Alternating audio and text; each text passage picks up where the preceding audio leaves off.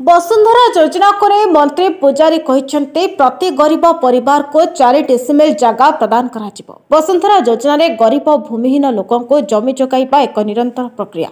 प्रति आरआई दिन को गोटे भूमिहीन गरीब चिन्हट करा जिले में 80 आरआई सर्कल रे मासक 2400 गरीब चिन्हट हेबे। वसुंधरा योजना रे जो जगह गरीब को प्रदान करा से जगह हस्तांतर योग्य हेबो नै। आदिवासी मानक जमी को अण आदिवासी परिवार जबरदखल करछंती। एक निर्दिष्ट समय सीमा मध्य आदिवासी भूमिहीन परिवार को वसुंधरा कि जंगल जमी अधिकार सामिल कर 5 वर्ष मध्य कई भूमिहीन रहिबे नाही। एथिपाई एक डाटाबेस तैयारी करी गति को बढ़ाइबा को पड़िबो। मोर दृष्टिगोचर आनी जनप्रतिनिधि मैंने मत से उल्लेख करते जो जो जगार हस्तांतर योग्य जमी नई हस्तांतर होकर विरुद्ध में कार्यानुष्ठान आरंभ है।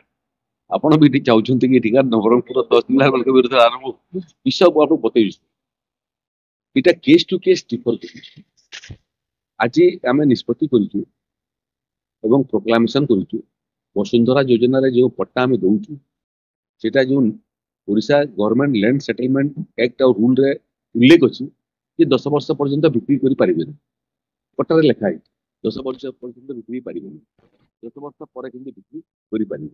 एवं आम संशोधन करने जाऊ कि जो गरीब लोक चाकरी जो दौचु से पुणी भूमिहीन हो आम चाहून तो आम कौन करूँ पट्टारे जोटा हम हस्तांतर योग्य नुह ट्रांसफरेबल हम नहीं हेरिटेबल हम बापा पुओ पुओ नाती एने पाइबे।